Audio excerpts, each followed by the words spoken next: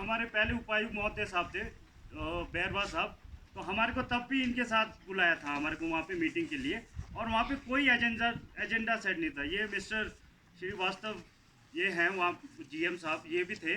Then हमारे को पूरा 1.5 घंटा इनकी डॉक्यूमेंट्री दिखाई गई हमारे को वहाँ पे बैठ के। हमारे को पहले कुछ नहीं कहा कि एसजीवीएन से रिगार्डिंग वहाँ पे कोई चीज़ होगी। 1.5 घंटा हमारे को वहाँ पे बिठाएगा, और एसपी साहब भी मौजूद थे वहाँ पे। उसके बाद जब हमारी बारी आई बोलने की, हमारे को बोलने नहीं दिया गया। और जो आप कह रहे हो प्रोसीडिंग की, हमारे को पता है प्रोसीडिंग प्रशासन कैसे बना रही है वहाँ पे। हमारे बहुत सारे कंसर्न्स थे, उसमें वहाँ पे शामिल नहीं किए गए थे।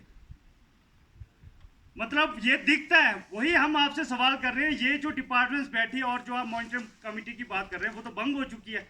अब ये फिर आप ऐसे कैसे बोल सकते हैं कि मॉनिटरिंग कमेटी के ये सदस्य हैं?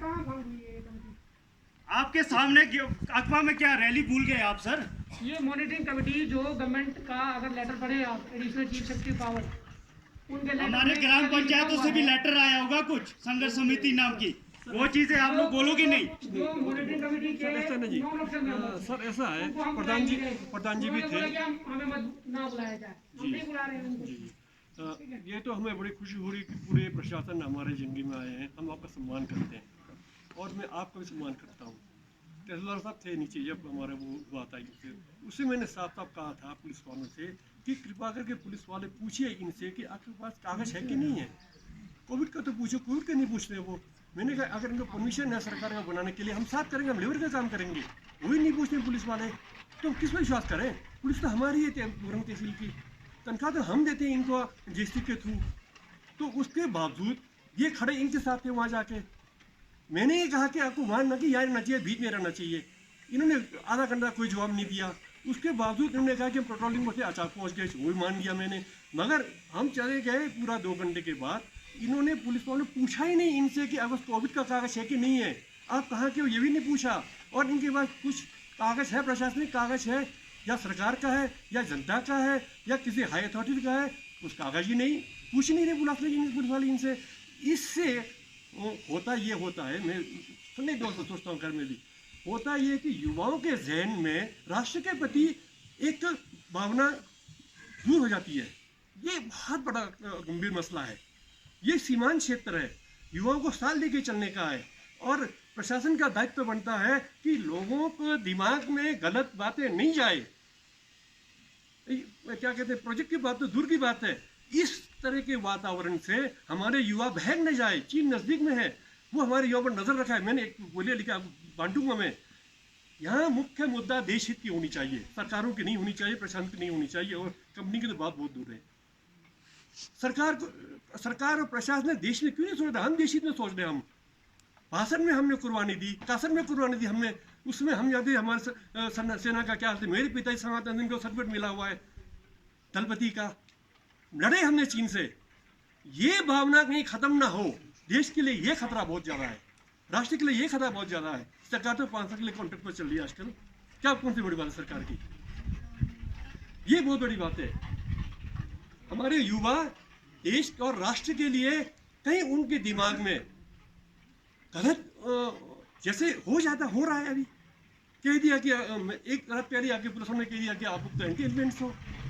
इसी तरह से मऊवादी पैदा हुआ है भारत के अंदर, जो आप जानते हैं, आपको पढ़े लिखे हैं, बहुत उन्होंने हाई क्या कहते हैं, हाई देश का सबसे ऊंचा परीक्षा पास किया आपने, ये सब जानते हैं आप।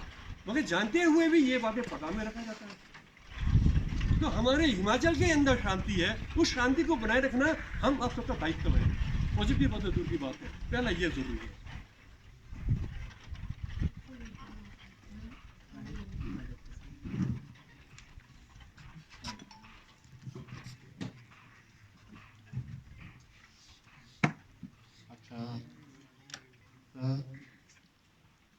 आज का ये ग्राम सभा इसी समाप्त करने से पहले हम वॉइस वोट लेंगे कि कौन पक्ष में है, वो हम प्रोसीडिंग बनाएंगे उस आधार पर। इसलिए अपने हाथ खड़े करें जो नहीं प्रधान जी, ग्राम सभा का 26 अगस्त को यह पूरे किन्नौर से गया हुआ है कि नहीं होगा। अब ये कौन सा प्रोसीडिंग होगा कि हाथ खड़ा करके पूछेंगे? ये मजाक था, वो ग्राम सभा मजाक था। मतलब ये कोई मजाक था, वो ग्राम सभा बोलिए आप लोग, कोई मजाक था। था वो ग्राम सभा से गया, अगर यही शेयर इनको मिलता रहा ये फिर यही करेंगे। हमारे को प्रशासन से भी यही शिकायत है, अगर प्रशासन हमारी बात को ठीक से आगे रखता होगा तो मंत्री क्या बोलता है वहाँ पे विधानसभा में कि जंगी ठोपनिया प्रोजेक्ट लगेगा, कैसे लगेगा? अगर आप हमारी बात रख रहे हैं तो वो मंत्री को क्या, वो एसी रूम में बैठ के ये डिजाइन नहीं करेगा मंत्री, वो आना पड़ेगा हमारे बीच में और मंत्री को भी हम बताएंगे कि यहाँ पे प्रोजेक्ट क्यों नहीं लगेगा। ये मजाक नहीं है कोई।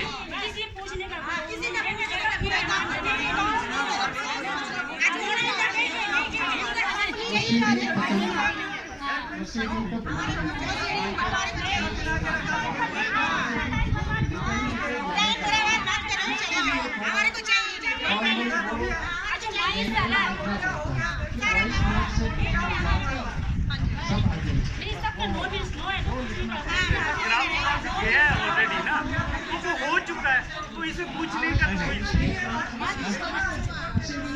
तो वो है ना हमारे पास, हमारा चला गया है कि यहाँ पे प्रोजेक्ट नहीं लगेगा। तो यहाँ पे क्या ये कह रहे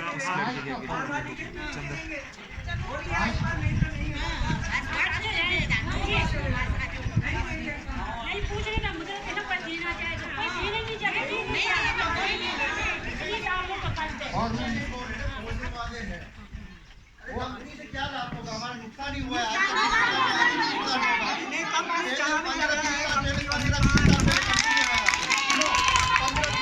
कंपनी आया था, उसके लोगों के पास नॉलेज नहीं था।